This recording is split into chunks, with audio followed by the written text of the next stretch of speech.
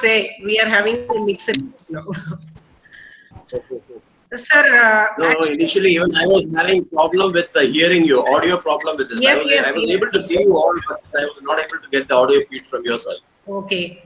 Sir, just give me 1 minute. Just Yeah, give me 1 definitely. Take your time. No minute. problem. Mr. Gopal Krishna, our Deputy Commissioner from Hyderabad, he is expected to join. He asked for just 2 minutes. All right, fine.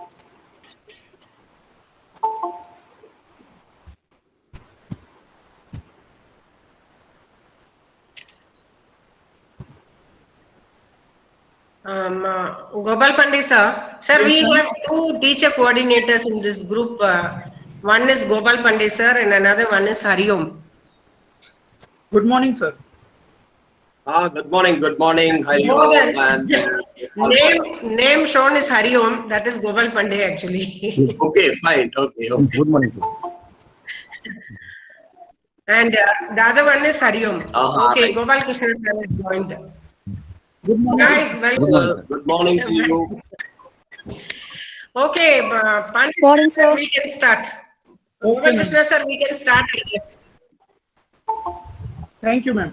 So, dear Vidyanjyoti students, we heartily welcome all of you with Dr. Sunil B, Professor Veterinary Public Health.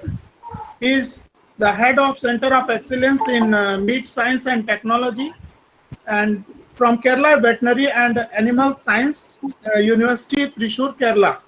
We also welcome Sri T. Gopalakrishna sir, who is DC NLI Rangareddy, for joining this session. We are very thankful to you, sir.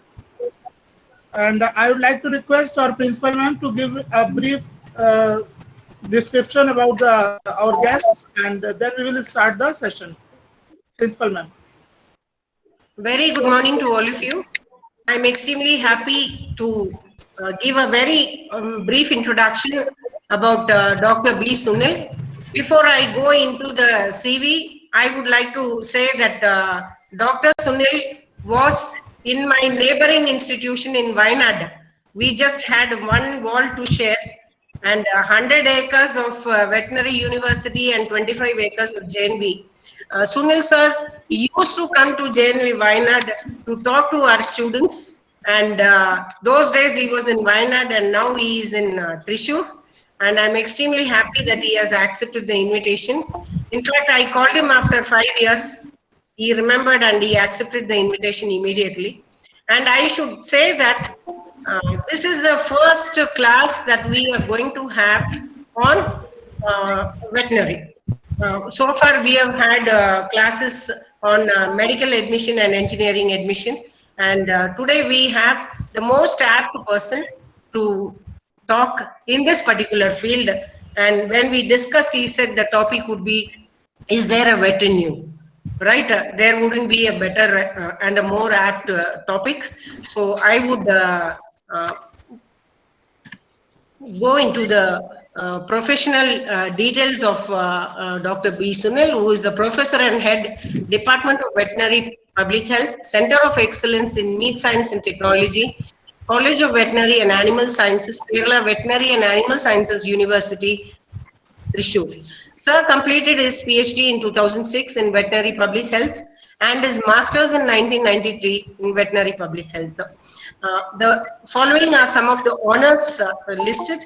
He is a Fellow of National Academy of Veterinary Sciences, New Delhi, President, Association of Meat Scientists and Technologists, India. He is a member of the Association of Microbiologists of India, Association of Food Scientists and Technologists. He has over 30 years of experience in teaching and research, handled 22 externally funded research projects, currently principal investigator of ICAR outreach program on zoonotic diseases with an outlay of 70.63 lakhs, expert member One Health Group, World Veterinary Association, expert member Bureau of Indian Standards, Government of India, preventive control qualified individual for human foods of FDA, lead auditor for food safety management system, lead auditor ISO 17025 for accreditation of laboratories, instrumental in establishing the Center for One Health Education Advocacy Research and Training in Kerala Veterinary and Sciences University, Pucode, Wayanad. He is the founder director, Academic Staff College, K. Vasu, Thrissur, Kerala. He has so far guided 33 PG students and 6 PhD students. He has 1 patent to his credit and 14 publications in national and international journals. And he has won the Best Teacher Award. He has won Excellence in Leadership Award, Team Synergy Award for Best Department. Sir is very much interested in reaching out, and he was a member of the outreach team when he was in Wayanad. And I do remember the good old days when Sir called the model residential school students, which was another neighboring institution, and Wayanad students to interact with. Sunil sir, I am extremely happy and privileged to have you in our midst. Thank you very much for accepting the opportunity. And I should say that today the number is 92.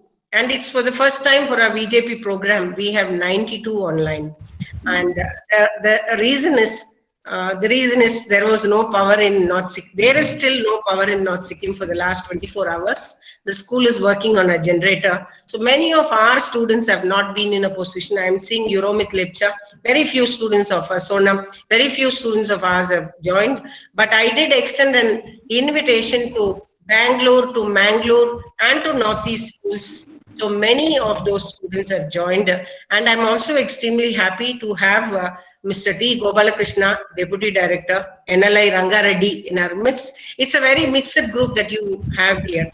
So I should say that it's representing a miniature India, and I am extremely happy to invite you, and I also request Gopalakrishna sir to extend a brief invitation to Sunil sir on behalf of Navodaya Vidyalaya Samiti.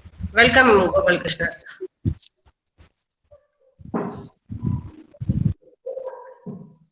Sir, please unmute mic. Yeah, I'm sorry. Yes, yes, sir. Thank you very much, Shanti ma'am. It's an amazing experience to have the august presence of Dr. Sunil with us today. And I am really enthralled to learn that he was a neighbor to JNV Wayanad. You know, I think Shanti, wherever she goes, brings Shanti along with her.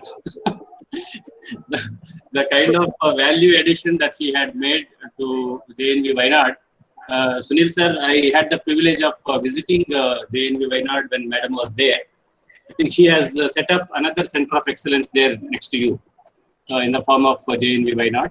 And she is doing the same quality work at JNV Fulham, North Sikkim, one of the best located JNVs in terms of nature, but in terms of location, in geographical terms, one of the toughest places to reach. You need to take all types of mode of transport to reach the place, including walking. You know, that is the kind of place she is serving. And the children of North Sikkim are extremely fortunate to have the leadership of Shanti ma'am as the principal at JNV Fulham. And sir, as Madam has said, that today we have children approximately from 5 to 6 districts, including Mangalore, Bangalore, Chitradurga, and I think Chikballapura, and also from some of the states of Northeast. After having listened to your success journey, and I'm sure you're one of the best resource persons to inspire our Navodaya children. And you may be aware of this program, sir, Vigyan Jyoti, a flagship initiative of Department of Science and Technology. And when Dr. Sanjay Mishra, sir, was the director, Kiran Division, he had a very close association with Navodaya system, having understood the intrinsic potentiality of the system. He thought that this is the right place to launch a program like this for the benefit of the girl students. And after having launched the program, he was so happy with the way Navodaya system was taking the program along and to serve the girl children, not only of the Navodaya system, also by taking the nearby schools into the fold. So it became an instant success. You know, role models of international standard coming, and we have taken the maximum advantage of the pandemic. You know, like the way it is happening today with a veteran veterinary doctorate like you, many people have come forward to talk to the girl children of Navodaya and also the schools nearby. And this is one such program. And just to brief you, after having seen the intensity with which our Navodaya people take any program for implementation, DST is happy to scale it up to another 50 schools. Now today, we are now upscaled to 100 JNVs, which means we are reaching the girl students of 100 districts in the country. So our main objective is to inspire the girl children towards the STEM and also to create a joyful learning ecosystem in the schools towards science and mathematics, basically. So with that motto, we are going ahead, sir. And I take this opportunity to welcome you on behalf of Navodaya Vidyalaya Samiti. We are extremely happy to have your association. And we also appeal to you and request to you to be with us, to be part of this flagship initiative. And I also take this opportunity to thank Mr. Hari Om and congratulate him, who is taking very keen interest in being a very supportive hand to the principal of JNV Fulham. I congratulate you, Hari Om, the way you are taking the program ahead. And actually, one more person is there. Gopal Pandey is there, who's sitting with whose name? Yeah, Mr. Pandey and Hari Om. These are the two names, madam. Whenever she talks to me about Vigyan Jyoti program, she will not be able to end the conversation without mentioning the names of both of you. So that shows, how intensely you are engaged with the program. I am very happy today to be associated with you. Thank you, Madam Shanti, for inviting you for this program. Thank you, sir. Thank you so much.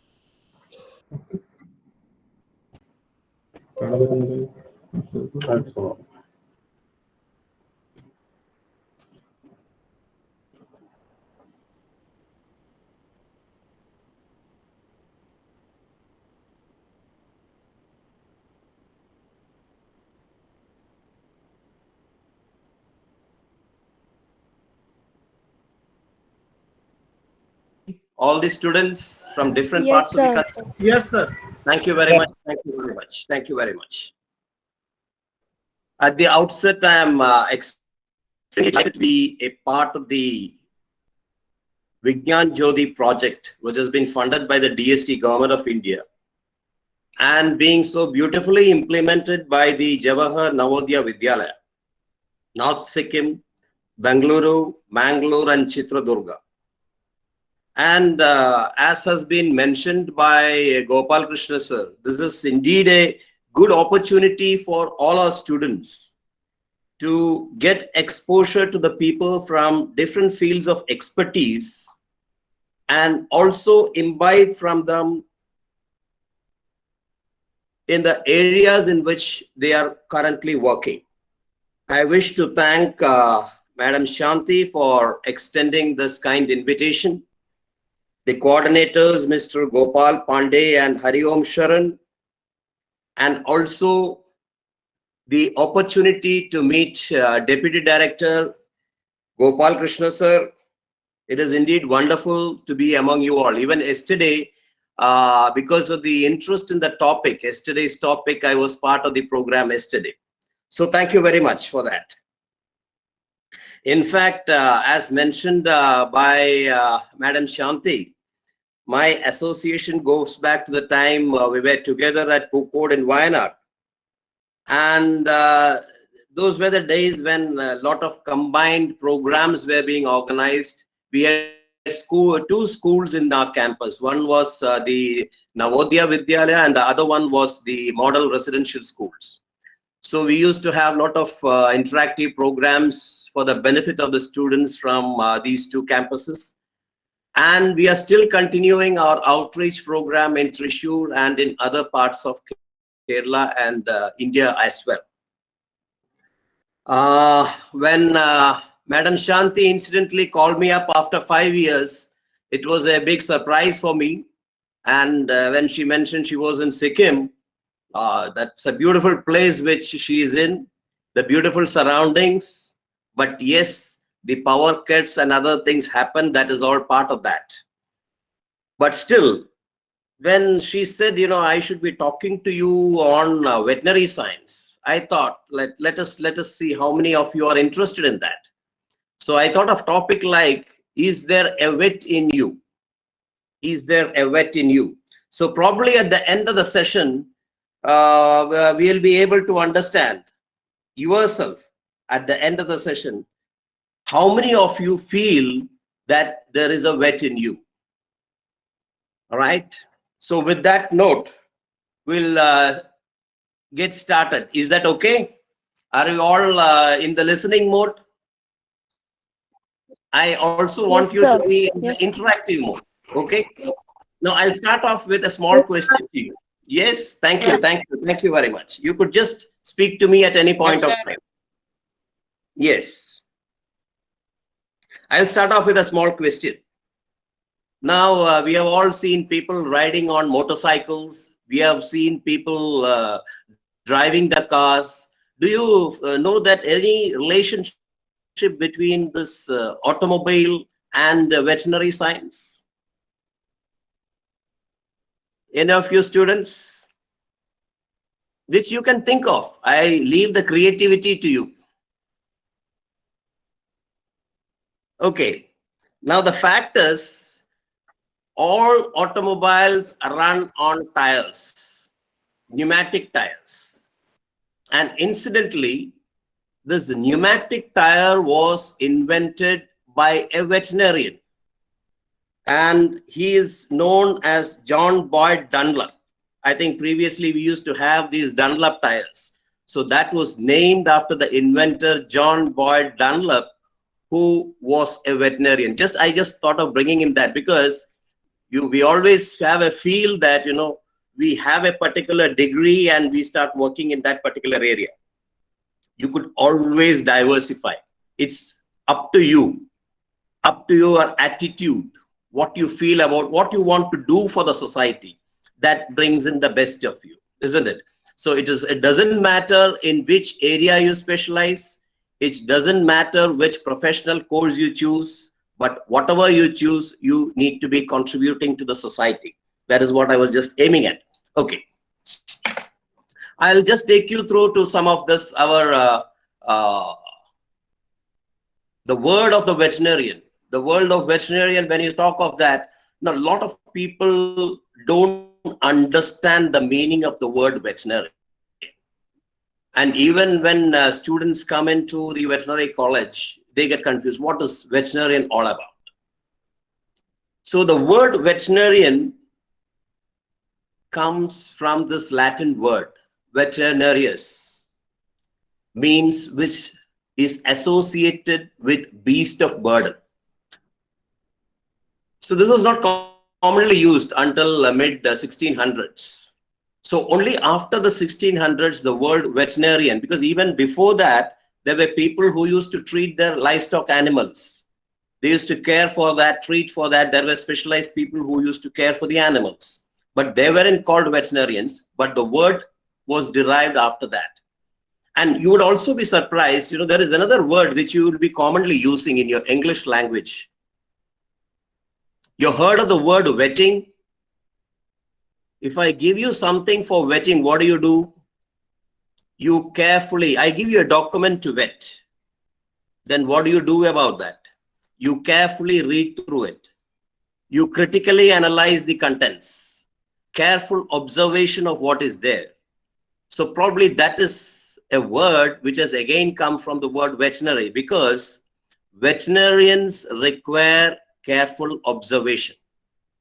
So careful, I'll come to that in a moment, because when we are talking of the characteristics of veterinarians, we'll talk about that. So there are a lot of interesting terms which are associated with it. I thought I'll just introduce you to some of them. And by the way, the first veterinary school was opened in France in the year 1761. But as far as India was concerned, we had these advances even from this Vedic period. We had Sushruta, the father of surgery. He was a physician, a well-known physician who also cared for animals. We had the father of veterinary science in India, Salihotra, who was specifically a veterinary expert who used to care for the animals. And he had a treatise which is known as the Salihotra Samhita. Sushruta had a treatise which is known as the Sushruta Samhita. So there are a lot of things which are ingrained in our historical aspect, because a lot of people with wisdom has come out with a lot of texts wherein veterinary science and medical science have been put up with. Now, let us look into the qualities needed, because every profession needs specific qualities. So I thought, like, I'll just talk to you about some of the basic qualities you feel you have in you. You just compare with that. I'm just talking to you because you just ask yourself, do you have that? Do you have these qualities in you?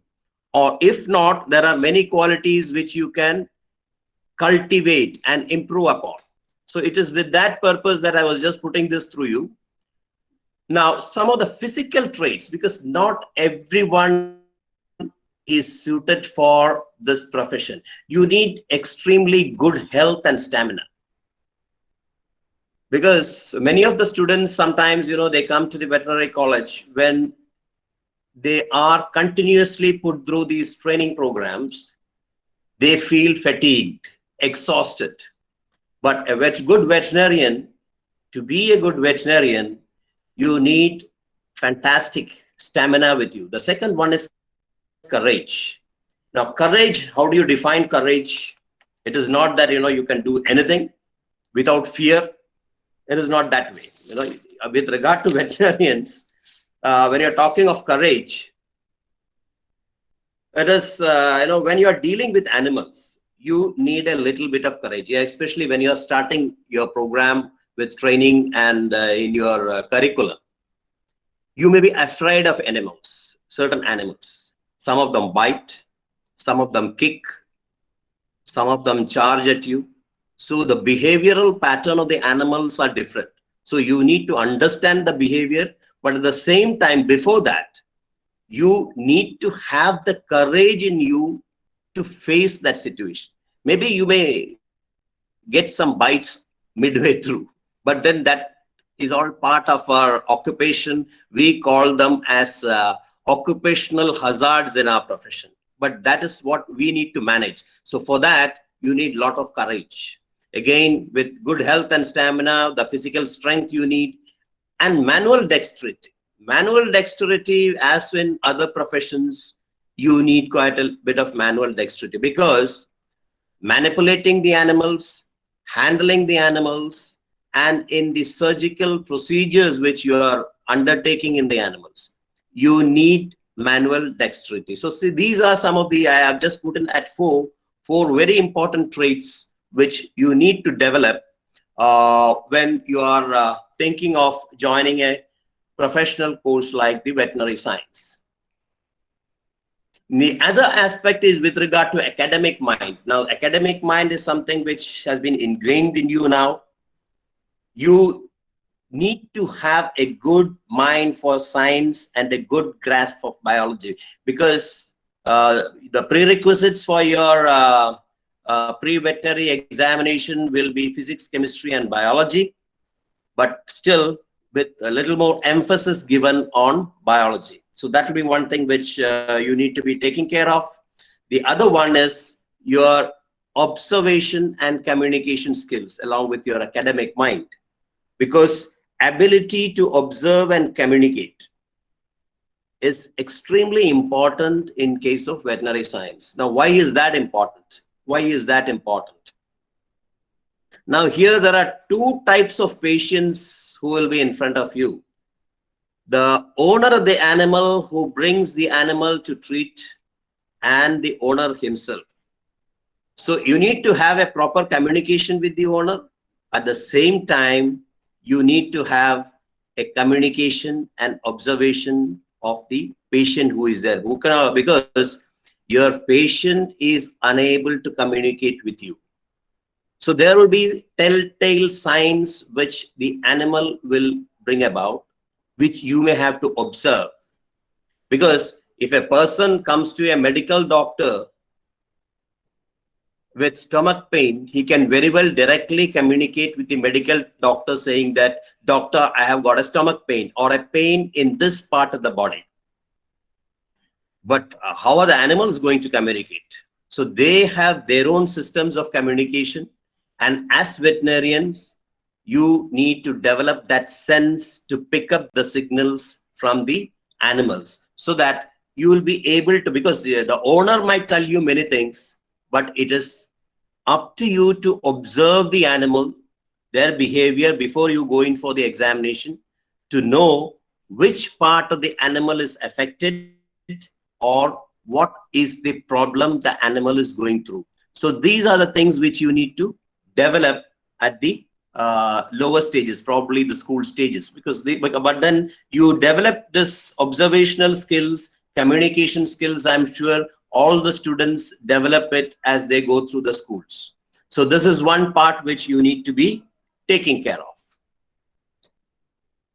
Okay. Now the other aspect is with regard to the work ethics with regard to the profession. Now the work ethics, you have both the work ethics and I call the other part as the worth ethics. What is your worth? So you may have to endure long duration outdoors, because it is not working inside a cabin, working inside your plush rooms or an office. It is not of that kind. So this profession is not of that kind. So you need to be strong enough. Good morning, sir. Yes. Good morning. Yeah, shall I continue? Any doubts you have in between?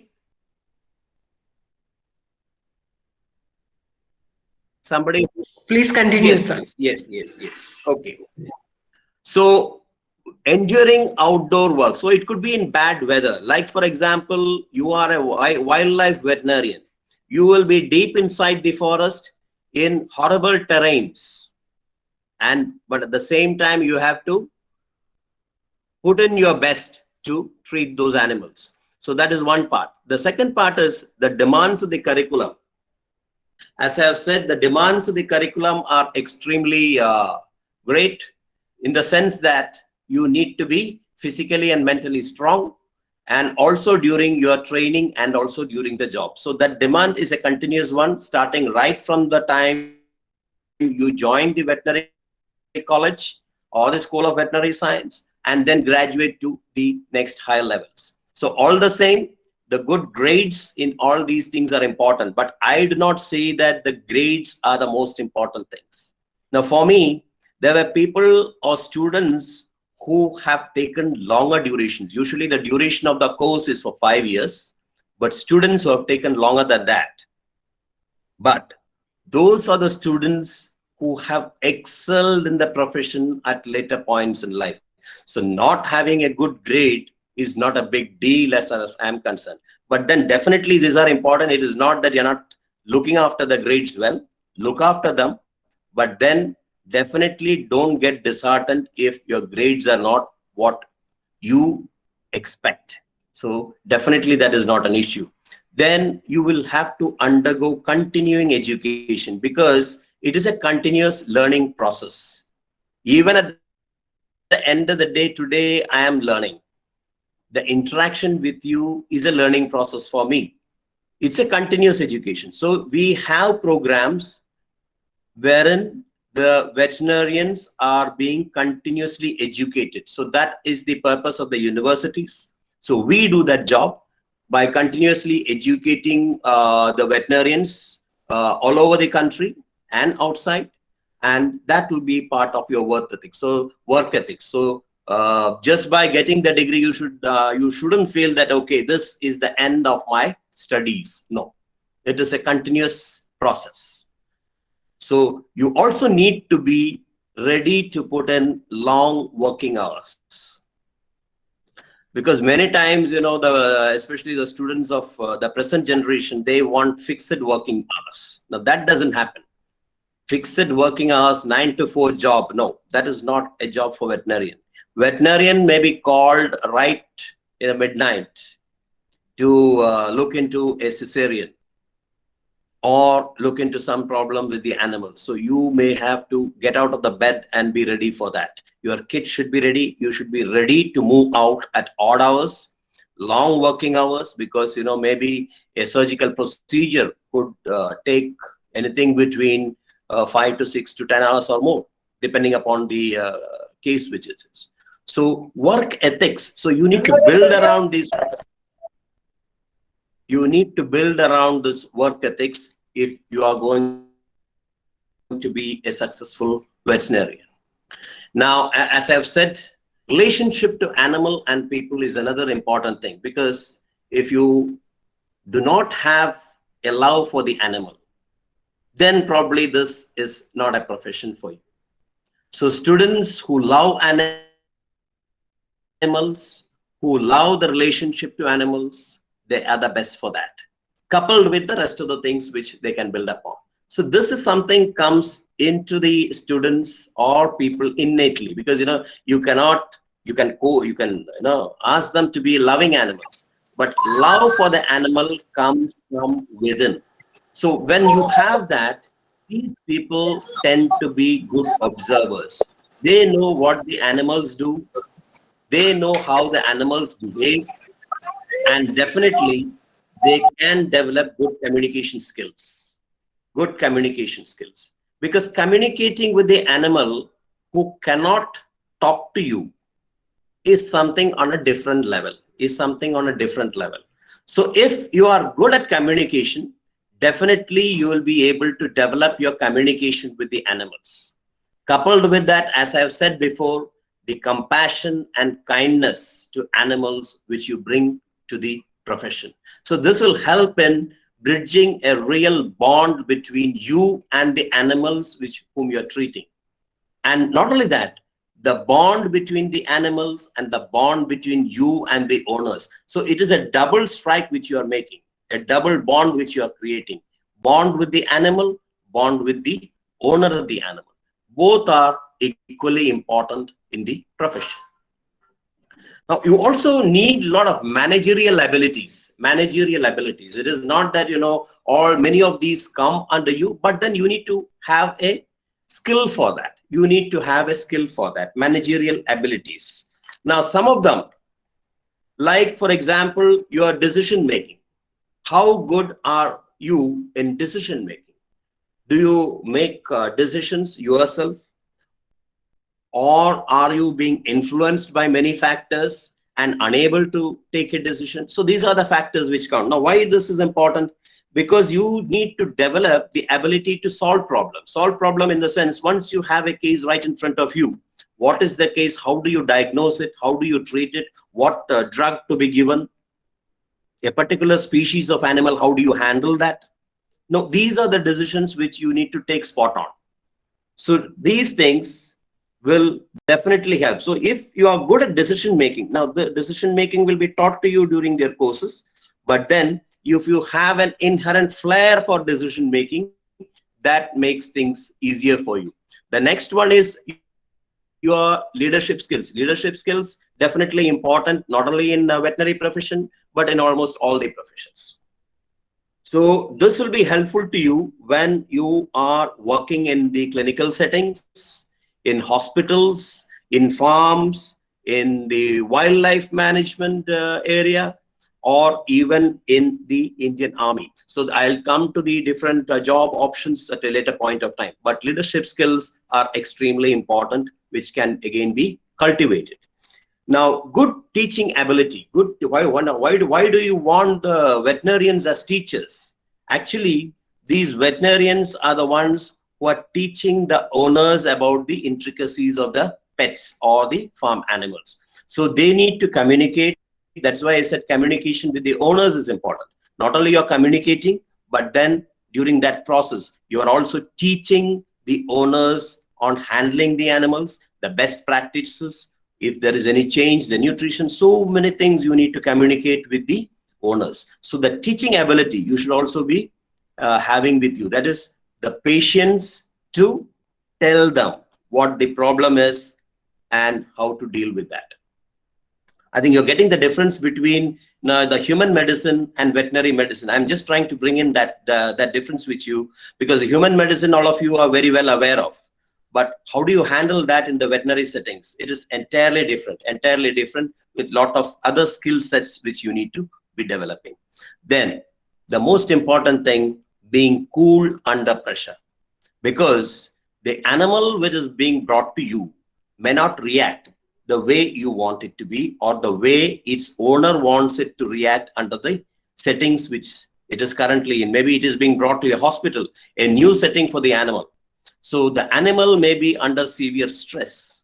Now, if the veterinarian also feels stressed and then he loses his cool, then there goes the veterinarian with that. So being extremely cool, because you will have to face a lot of conditions or situations wherein you may sometimes blow off. Now that is the one which you need to take care of, being extremely cool. You have to be patient, very cool under pressure. So these are some of the managerial skills which you need to develop. This will be developed as we go through the courses also. But then if you have a flair for all these things, probably again, this is a profession for you. Maybe you can think about it. Okay. Now, having said all these things, now it is a thought time. You can just think about all these areas which I have told you and think, is veterinary medicine right for you? Now, this I will leave it for your thought process. Go home, think about it. Is there any way I can develop many of these skills which I have told you? And if so, in what way? And in many of these things, if you feel you need to develop at this stage, you can also communicate to me. I will also be ready to help you out with many of the skills which you require. Okay. Now let us look at some of the employment opportunities which this profession gives you. Now, one is the government services which you have. Now, government services, the central government, the state governments, almost all state governments have veterinary hospitals at district level, taluka level, block level, and panchayat levels. And each of these hospitals are being manned by veterinarians. So the one at the panchayat level probably will have only one veterinarian, whereas the rest of the things they will have more than one or two veterinarians being employed. So that way, employment in government services is one of the options which is before you. And one of the most important things with regard to employment is that, if you look at the veterinary doctors of today, they are the only doctors who are educated to protect the health of both animal and people. Whereas human doctors, they take care of only the people. But veterinarians, directly or indirectly, protect the health of both animal, people, and I would also say the environment. So the work is hard enough, and definitely we are going to address the health and welfare needs of every species of animals which is there on the planet, because that is the volume of service which you will be giving, especially environment related things. So you also play a critical role in environmental protection. I'll come to that, public health, and many more. So government services offer you a lot of incentives with regard to that, because many people are interested in government services. If that is not the case, you could go in for private practice. You could set up your own clinics. You could set up your own clinics. Now, the photo which I have shown on the right side is one of my students who has put up a clinic in Calicut on her own. Now, she is the one. Now, so you'll not be working under anybody.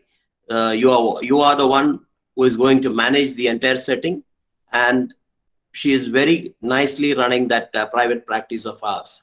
So you need not wait for somebody to give you a job. Private practice is always available to you, depends on how good you are. And that is one of the options which you can always think about. Now, the other option is zoo and wildlife veterinarian. Zoo and wildlife veterinarian. Excuse me. Now, zoo and wildlife veterinarians, it's a very, very exciting and a very, very challenging job. As I have said, you need to work with a plethora of wild animals which are there in the zoo. And, you know, zoo animals are there because of the veterinarians. And the zoo animals are the one, by putting the animals in the zoo, by watching the animals in the zoo. You know, I'm sure that all of you have gone to zoo in some place or the other and seen the animals there. So we get a lot of information about the animals in the wild by watching these animals. So it is also a chance to very closely interact with them. And the zoo veterinarian, you know, he has to treat any problems and care the animals in the zoo. Because some of the animals, when they are in the wild and in the zoo settings, they may behave differently. So that change and other things has to be handled again by the vet in the zoo. Wildlife veterinarian, he has to be in the wild, in the forest. And, you know, it's a very, very challenging job, but extremely exciting for people who are courageous enough to get into the wild and then chase animals, treat them, and it's a beautiful job. Then you have the farm animal veterinarians who work exclusively with the farm animals.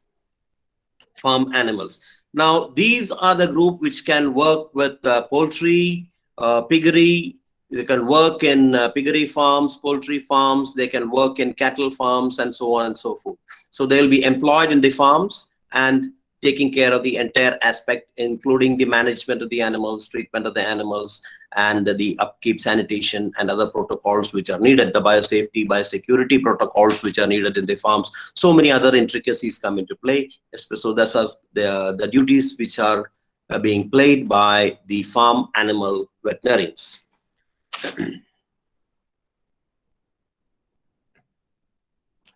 Now, another set of veterinarians, they specialize entirely into this companion animals. It could be the vets, it could be the pets, the birds, the falconry, so many other areas, the companion animals. So they specialize in that. And now, because of the COVID, there has been an increase in the people who want companion animals, because people are shut up indoors, lot of mental stress to the people, and the presence of a companion animal is seen to reduce the stress in these people. So a lot of people are opting for companion animals. At the same time, you need to take care of the animals also. So there are a lot of veterinarians who are now specializing in companion animals. So they are called as companion animal veterinarians. Now, another option which is available to you could be the teaching and the research option. Now, teaching and research option could be divided into two. You could have veterinarians in the academia like myself, who are there in the universities to instruct students, the medical professionals, scientists, faculty members. We teach, conduct research, and also provide extension activities to farmers and public, because it is a continuous job wherein we are giving awareness. Just like I'm talking to you today, I may talk to the farmers tomorrow, I may have to talk to the pet owners tomorrow, I may have to talk to the farmers who are there in different groups, like for example, the poultry farmers. So whatever problem is being faced by these sectors, you need to address them and react to those situations. So veterinarians in academia play a important role. So if you have a flair for teaching, if you have a flair for good communication, then veterinarians in academia is a good option for you. The second one in the same setting could be the research veterinarians. The veterinarians who could spend time exclusively in research, So they could again be employed in the government universities, colleges, private agencies, or even in the industry to specifically cater to the research work. So these are the two areas wherein again veterinarians could be involved in. Now, another very important area is public health and biomedical field. And there is a lot of contribution, significant contribution, I could say, from veterinarians to the public health and biomedical field. Like in case of control of zoonotic diseases, like for example, your COVID, your the Nipah virus, which was there, the brucellosis, tuberculosis, so and so forth. So many diseases which are there. Now, if you look at it, almost 75% of emerging diseases come from animals. The emerging diseases, there will be an animal connect to it. So definitely, as public health veterinarians, your role will be crucial in control, prevention of these diseases, management of these diseases in animals, and so on and so forth. So this is one area again which could be interesting to you if you are in those areas. Now, biomedical field is again another area wherein veterinarians are playing a significant role. Like for example, the refined techniques, yes, in artificial limbs. So artificial limbs which have been provided in cattle, in elephants. So all these things again, the materials which are being used, the new techniques which are being used for implants. So these also have a great impact on the human medical field.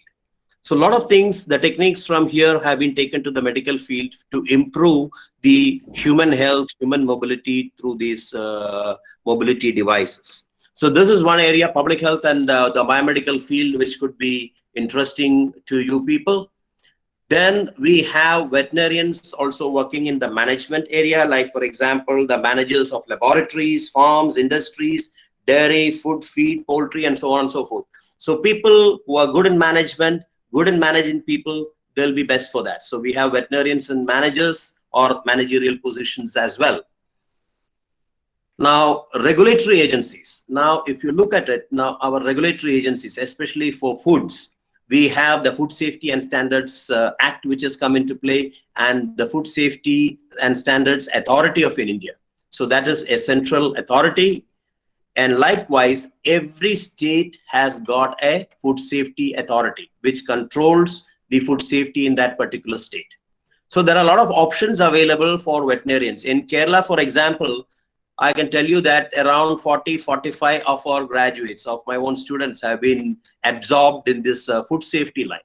They are basically veterinarians, but then they have got into the diverse field of food safety. So I'll come to that later. Food safety is a big area wherein all of you can play a role, because as long as people are there, as long as we are living, we need food to eat, and definitely safety of that aspect will be a continuous problem which we'll be facing. So regulatory agencies, a lot of regulatory agencies wherein you can also play. So another area in regulatory area could be, the export and import of foods of the animals. So you need quarantine facilities, you need inspection of those animals which are being sent out, which are being brought in. So in those areas also, veterinarians play a very, very important role.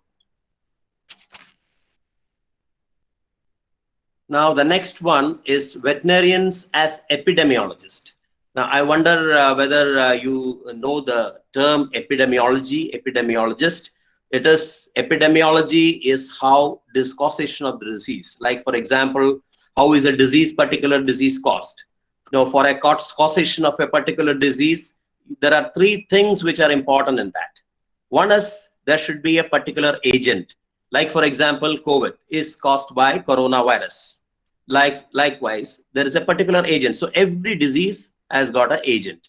Now, for a disease causation, there is also need for another aspect, which is called as the host. It could be the human host, it could be the animal host, or whatever it is. So host is important, and then you have the environment, a suitable environment. So for disease causation to occur, it is an interplay between the agent, host, and the environment. This we call as the epidemiological triad. Now, if you're studying, there are people who study this, the interactions between the agent, host, and the environment, because these three things are extremely important in the causation of any disease. So these people, as epidemiology, very interesting area, especially it comes under the public health area. If people are interested in that, they look at the disease transmission dynamics. They look at how a disease can be prevented, looking at the host behavior. Like for example, in case of COVID, we are looking at human behavior of washing the hands, closing the mouth, wearing the mask. Now these are all behavioral patterns. And the best part of this viruses and bacteria is that they are very good at identifying the weaknesses in animals or human beings. So you have a particular weakness, they are able to identify that.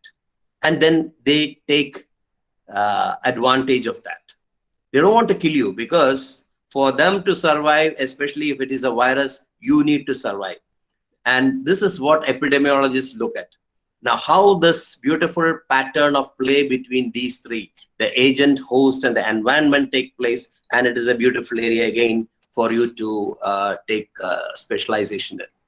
Now, again, another area is in disasters. So we are having a lot of disasters of late.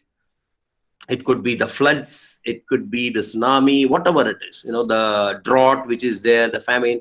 And in any of these disasters, landslides, Kerala was a witness to a lot of floods in the last couple of years. And care of animals during this time is a very, very crucial factor. So you need to be there in the point of disasters and take care of these animals. The animal shelters will have to be there. A lot of things go into it. Disaster management is again a course in our curriculum. You will learn about that. So veterinarians in disasters are also extremely important. Now, another area which again could be of interest is in the uniformed services. Veterinarians are also absorbed in the army. Veterinarians are also in the army, because we have the Renowned Veterinary Corps, RVC as we call it, and the veterinary graduates are recruited into that. So you could opt for a short service commission, or you could opt for the longer one. So that is left to you, depending upon the interest. So the veterinarians in the uniformed services will be responsible for food safety, care of the animals, biomedical research, development of suitable food for Jawans and also for animals there. And these are especially being done through the DRDO labs, which we have in the central government, and helps to improve this animal care systems in war-ravaged country also. Because many of the veterinarians who are working in the army, they could be put in for UN missions in war-ravaged countries, wherein they try to help and rebuild the agriculture systems, the animal care systems in those countries. So this is another area which you could think of if you are interested in those lines. And definitely, as you know, improving the animal health in those countries will improve the life of human communities. So health of the animal and health of the communities in which they will live is extremely important and interconnected. I'll show you a small video if time permits, how these are being connected. That is the health of animals and health of communities. So this is uniform services, which is extremely important. Now, having said all that, I'll just come back to tell you the road to becoming a veterinarian. Now, this is a wonderful campus which we have at Pukod. Maybe Shanti Madam would be knowing that. It is adjacent to the Jawahar Navodaya Vidyalaya at Pukod. Now, how do you get into this veterinary profession, veterinary colleges? Now, as I've said, you will be going through your entrance examination. The Veterinary Council of India has got 50% quota in states. So every state has got veterinary colleges. Admissions are done through the entrance examinations.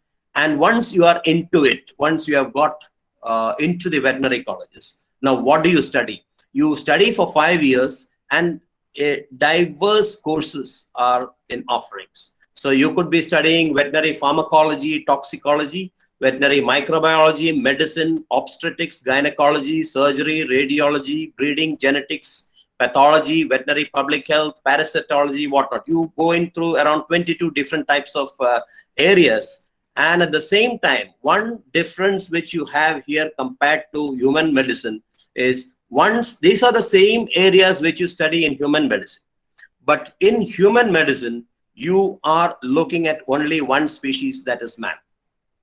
That is the human being. Whereas in veterinary science, you need to have a difference between the different species. You will be studying the physiology of cattle. You will be studying the physiology of goat, physiology of elephant, physiology of snake, physiology of aquatic mammals, and whatnot. So there are birds, there are aquatic species, a plethora of things. So it's a beautiful setting for you to, get to different species, understand their behavioral pattern, understand their physiology, and if there is any issue, treat them in the best possible way. So you have diverse courses in 5 years which you will be dealing with.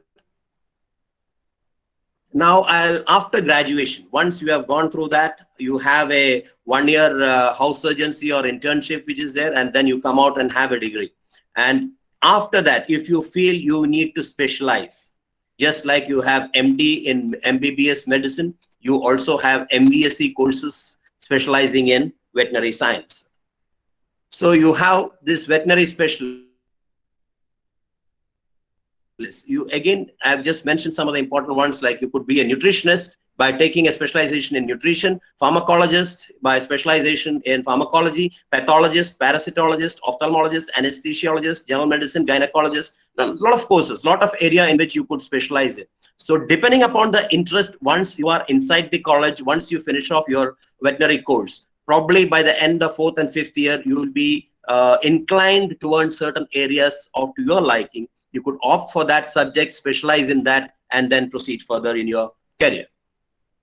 Now, some of them, like for example, again, food animal veterinarians, because this is a very, very important role, especially the most important public health role which a veterinarian plays. In addition to, as you can see, the zoonotic diseases, animal health, environmental health, food microbiology, food safety, veterinary ethics, veterinary epidemiology, all those things which I have talked of.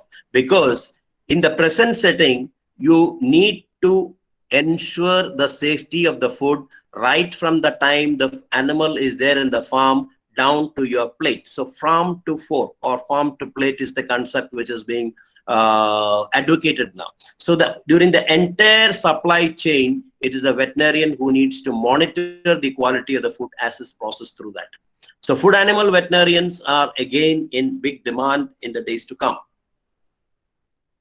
As I have said, the inspection of the birds, the inspection of the products, maybe the egg, milk, or whatever it is. So food safety and inspection services of the veterinarians are in great demand. Now, there are certain signs. Now, having said that, whether you are destined for a career in veterinary medicine. Now, for that, let us look at some of the most important characteristics. Again, come back to that. You should be a people's person, because, as I have said, it is your involvement with the community. It is the involvement with the community which is important. Otherwise, you will be lacking in some area. You will be a very good veterinarian academically, but then if you are not able to involve with the people, that will be one of the drawbacks which you could be having. The second one is a strong sense of responsibility, because your responsibility is towards the animal and to the society. It is both. The animal, the society, as well as your owner. So a very, very strong sense of responsibility. So this is another thing which you need to have. As I have said, a lifelong learner, continuous learning process. You need to be very, very patient. Patience is a hallmark of, again, a very good veterinarian. Perseverance. You want to give an intravenous injection to a cat, a very difficult animal to handle. And many times you may not be able to handle it, you may not be able to get the vein, but then you have to be at it. Perseverance is the key, because ultimately if you are not able to give the animal the particular drug, the cat may not survive. So perseverance in each of your action is very critical in your success or failure. And if you have never picturized yourself doing anything else other than this, some of them already, because some of the students, when they come to the college, they already have farms, they love the animals, they have a lot of pets in their home. Now, if you can't do anything else other than that, then this is the profession for you. Now, ultimately, I'll come to one of the key concepts which has been developed, is the concept of One Health. Probably you would have all heard about that. One Health is the one which tells you that, the health of the people, the health of animals, and health of the environment are all intrinsically linked. There is an intricate linkage between these three. Now, if the health of any one sector is not taken care of, as is currently we are witnessing, then the health of animal or people or anything else could be drastically affected. Now, we are always worried about the health of the people. Like, for example, I'll just give you a small example. If there is a case of tuberculosis and you want to control tuberculosis in a country. Now, for control of tuberculosis in a country, there are programs for human tuberculosis control. There may or may not be programs for tuberculosis control in animals. Now, what happens if just human tuberculosis control programs are going without any control programs for controlling tuberculosis in animals? Definitely, you will not be able to eradicate it. So, eradication of many diseases is combined. And definitely, the environment also definitely play a role.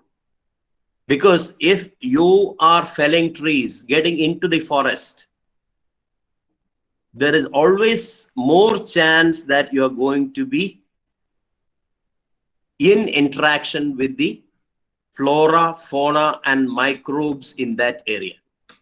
And there is a chance that, once you are felling off trees, felling off the flora and fauna, then the chances that like many of the vectors could jump into human beings. So that is something which we are witnessing now also.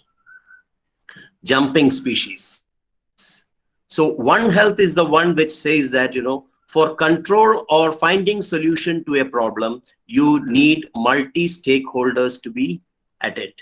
Now, this is one thing which we have developed a concept, and we have also the first center for One Health, which has been established at Pukod. And it was as part of this Center for One Health that we had organized several programs with Jawaharlal Nehru Navodaya Vidyalaya of Pukod also at that point of time. So